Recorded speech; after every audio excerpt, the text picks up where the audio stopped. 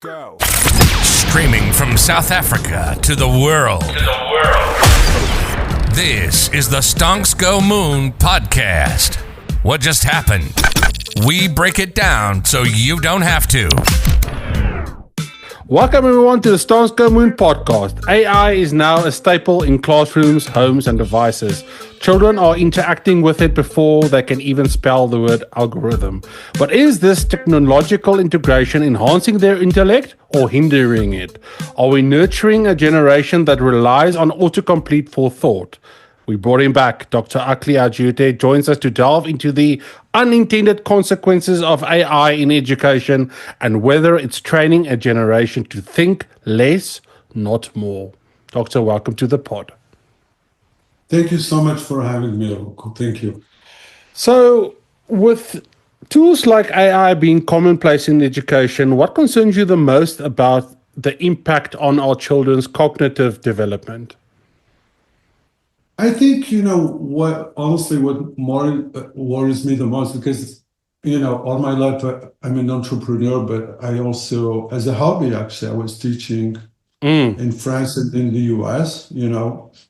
I was leading the AI department in France and did teach artificial intelligence here in San Francisco, in the University of San Francisco. Wow. I think what worries me the most is that, people are outsourcing thinking before they even learn how to think. I'm talking about, of course, the youngest generation, because when you have a tool that's powerful, so powerful, like ChatGPT that can write essays, solve like math problems, translate languages. It's kind of so powerful that the child will end leaning heavily on these tools. Yes. But remember, by doing that, they will skip, I would say, the essential, probably the uncomfortable process of learning how to think, how to, struggling, how to, it's like going to the gym, it's like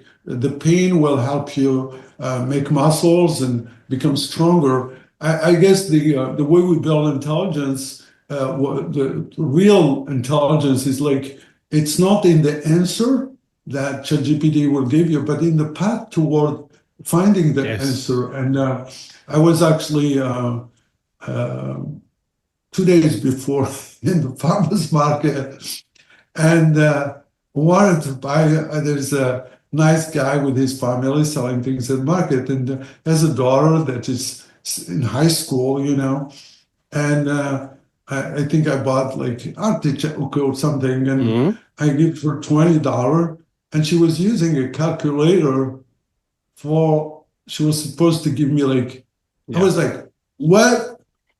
You cannot, she said, in school, we don't calculate. I use a machine. So I said, so you can't if I tell you. Can't work it out in your head, yeah. Yeah, she can't.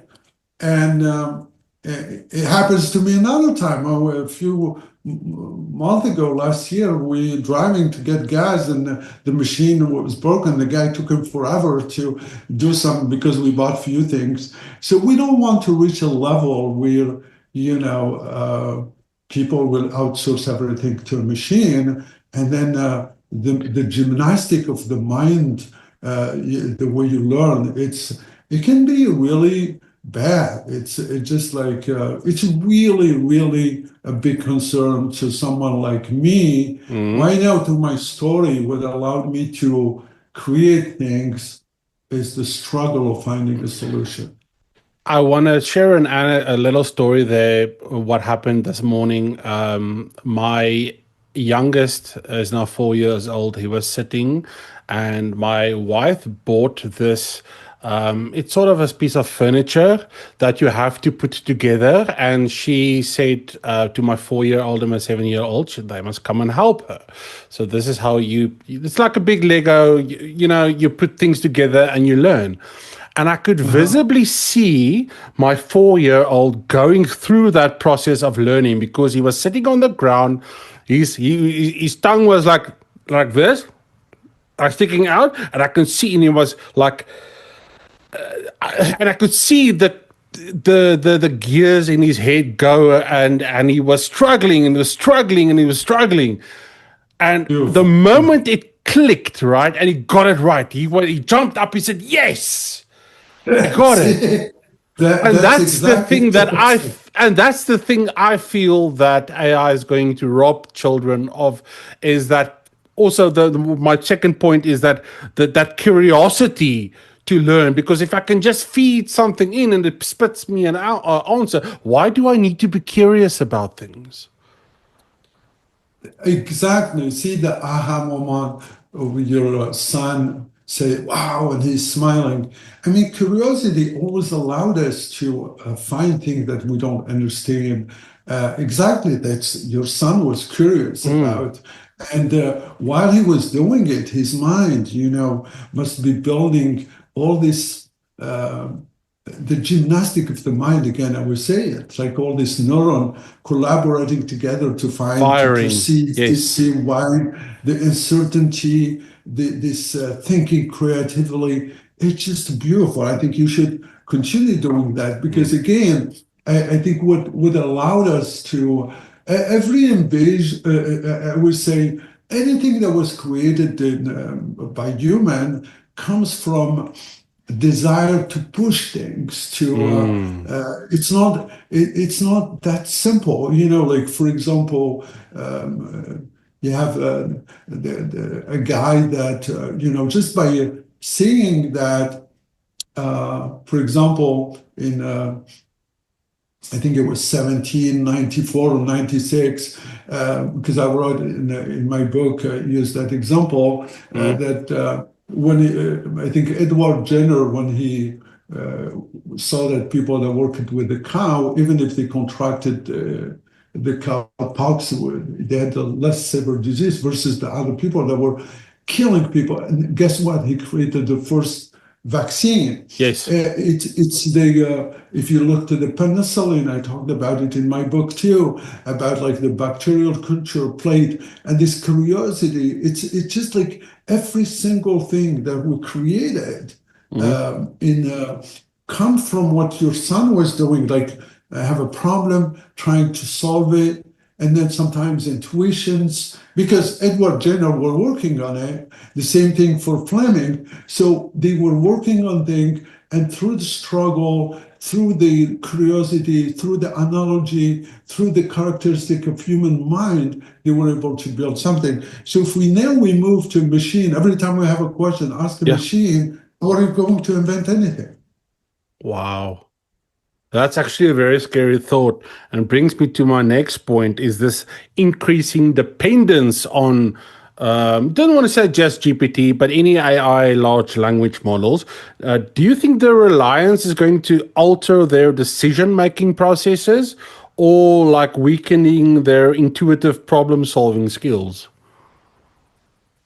See, I will tell you we talked about. I think the concern is like the example I took with this young person in the farmers market, that Yeah. she did not trust herself to be able to solve simple problem. It's not like give you $20. Come on, you are Okay. maybe she was 15 or 16 at their age. When I was little, in the back of the book that we used to write, there was all this to learn 2 multiplied by 3, multiplied by this, etc. So we learn math Yes. like natural. So I Yes. think that your Tables. question is really important because the problem will arise when people no longer trust their own ability to think. I repeat, when people no longer trust, they don't trust their ability to think. So they will be like, it's terrible for a girl like this to, or that she couldn't even, in her mind, she did not have the capacity to calculate how much she need to give me back. So I think that's the concern I have, because outside the intuition is just because without believing yourself, without trusting yourself, we are not going to do anything. People will not be able to create anything. So I think in the the fact that AI now, by eroding the habit of like reflection, self-assessment, and the confidence in oneself to be able to think independently, is actually the most difficult problem. I saw it with my eyes Sunday in the farmers market. Mm. She was terrified by the idea that, I mean, she was not terrified, but she said, I Yes. can do it. Yeah. She asked her dad, Terrified. can I get the machine? Yeah, so I think that's the concern, because we don't want a generation where people actually will not think they can do something, so they have to rely on ChatGPT for any. And then Yes. the problem is, like, what would you do when ChatGPT doesn't have the solution?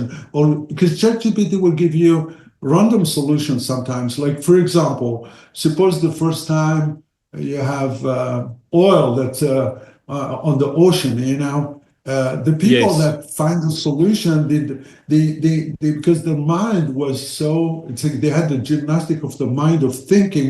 They were Mm. able to find the solution before even they find the best solution, but they believed in themselves, in the capacity to protect the ocean, the inhabit, the fish, the birds, this and that, whatever they did to find a solution. We don't want to enter a zombie world where Yes. everyone thinks the same, and every time they need to solve a problem, they have to open ChatGPT. So what you're referring to there is that growing belief and concern that AI is flattening creativity, that basically all the output is homogenized, everything looks the same, everything sounds the same. So what happens then when we stop innovating? What happens theoretically if innovation stops? Yeah, see, I think by the way, one reason for this flattening effect that Yeah. AI, it's because AI is trained for what exists. You remember, we're talking about a computer. Yes. Computer is a machine, and it's zero and one. It's actually on and off. There's no human inside. There's no mind or anything. It's just a Yeah. machine. Turn it on and off, electricity, etc. Mm-hmm. So you have to give data to a lot of data, a lot, like ChatGPT read all internet. So what the machine will give you is more like statistical response. For Mm-hmm. example, if you ask an AI to write a poem, uh, you know, uh, uh, because I studied in French, so I will tell you, I know, for example, Baudelaire or Rimbaud. So it will mix things that from Baudelaire and Rimbaud because they read them, Sounds but it nice. will not. Yeah. It will not be able to. So blending things together doesn't mean it's innovation. What made people innovate is thinking outside of the box, allowing people to get something. Like, you are from South Africa. I have Mm-hmm. a huge admiration for Elon Musk. I absolutely think he is the most brilliant Mm. people, human being for the last 100 years. I mean, this guy is brilliant to a level. It's just impressive. I'll give you an example, Okay. comparing it to AI. Yes. So I used it. Although I live in the Bay Area, but we live in like this kind of suburb area. We have in between water, Okay. and internet was difficult to get. Now I do have it, but before was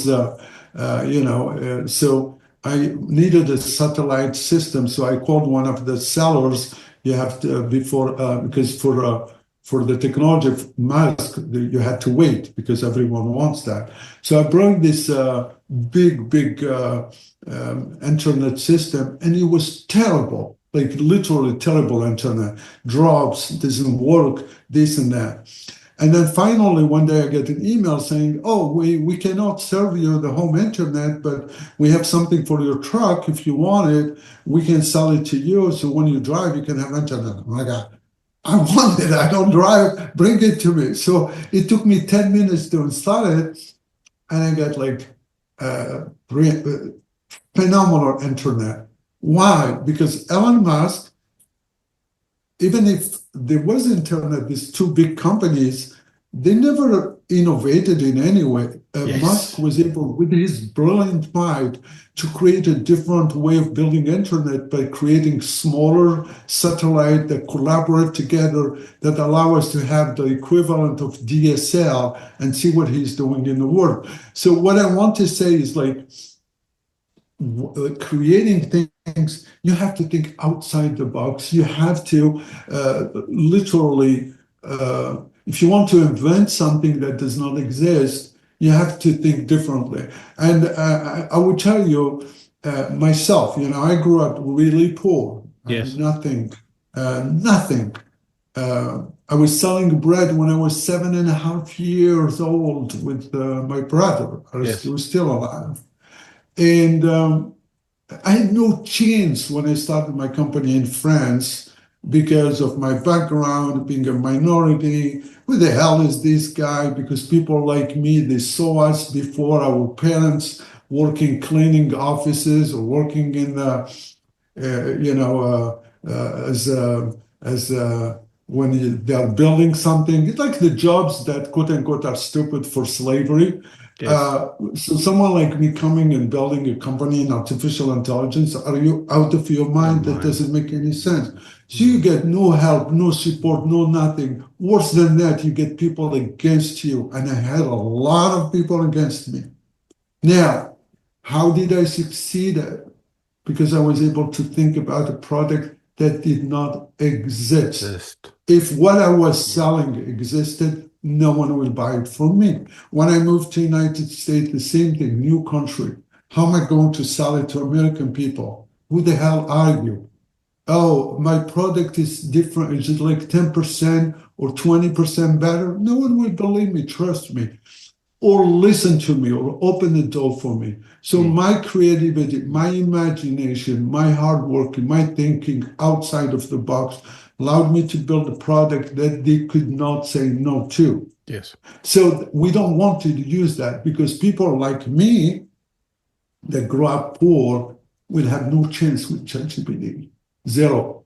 You have to be, because other people will have get introduced to, have connection, their father, their relative will open door for them. But how are you going to innovate and create something that does not exist? Because if it's in ChatGPT, it's already existed. Mm. If ChatGPT know it, it's already existed. What will make you successful is to build something new that does not exist. And that's where imagination, creativity, intuition, analogy, things that really make us as a human allow us to succeed. So that's what's the scary part about your question. What happens if we don't innovate? Wow. My last question, Doctor, before I let you leave, it's basically for parents or educators that are working with children. And it's just a couple of proactive steps that parents and educators can take to ensure that their children continue to develop those critical thinking and independent reasoning skills, like in an AI dominant environment, because you can't escape it. They are already it's already in the schools, it's already everywhere. So I don't believe that you can shield them from it, say, no, you can't interface with AI. But at the same time, you want to have them build that foundational layer of innovation. Yeah, I think you used the most important word. You said critical thinking. That's Mm, really important because you can ask what else could be true? What if? Why not? And the example you did earlier for your son by allowing him yes. to stay with you and your wife and, just get curious, just go through the Engage them uncertainty. Oh, curiously. Yeah. exactly. So you allowed him to, and to explore, to that's really important. I think you said it yourself. I think you Mm, selected by yourself the most important thing, which is like encouraging critical thinking. But also, I think the most important thing is when you promote debate and discussion. When I was teaching, sometimes, many times, the question I get from some student, a lot of them were extremely smart. the questions allowed me actually to move forward in my thinking about AI, because you can't think about everything. So by promoting debate and discussions, allowing children to, basically allow your kids to not only develop the ability to have opinions, but to know how to defend their opinions in a respectable way. Because when you expose them to multiple points, different thinking, they will absolutely expand their way of seeing things outside artificial intelligence. And I think for me, the most important thing is, like, I love the word imagination, because the more you say, I come from a culture, it's a minority called the Kabbalions. It's in the Median Empire, we are famous with many things. We had the most known Jewish warrior, Kahina, the most known Christian, which is Saint Augustine, the most known in Islam, which is Tariq. So we, in the Kabbalion culture, because in the mountain there is a lot of snow, they were not as advanced as they tell stories before you sleep. I remember my grandmother telling me stories. It starts with Ma Shahu. It's beautiful. It's like a magical door opening. Ma Shahu, which it's not even a word. It's a magical word.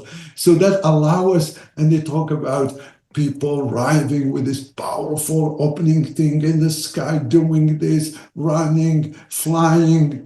So by extending the mind, I actually owe my success to Mashaho, to the thing. Wow. Because without that way of my grandmother, if I am successful today because my grandmother was telling me that type of beautiful stories that took me over this powerful imagination that allowed me later to not only cultivate the curiosity, but with that powerful, strong imagination that was in me when I was little, I was able to innovate. And I do believe that that's the reason probably countries that have democracy, that has a way of free thinking and expanding in imagination is the countries that always innovated. So that's what I will encourage. Number one is exactly what you just said earlier, which is critical thinking. Doctor, thank you so much for joining me today. I'm going to leave all your links in the comments.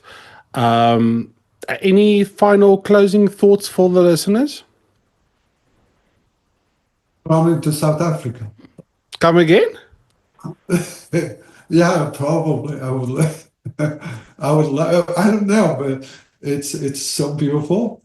And I told you I have a friend of mine who is from South Africa, Johan. Yes. And it's so beautiful. So I think the final thought is like everyone has to find the best approach to himself, but cultivate human characteristic. I mean, what you did with your son, if everyone does that, honestly, you will allow him to be a builder, be intelligent, be connected, be when you saw him say, wow, this is the joy of that. Yeah. Think if it was ChatGPT that gave him a response, will he do that? No. Voila. No. Doctor, thank you so much for joining me today.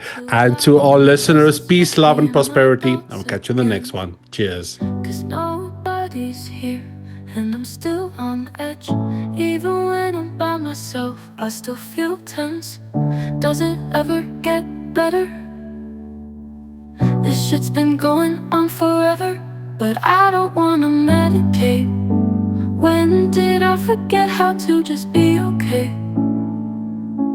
But I don't wanna medicate. When did I forget how to just be okay?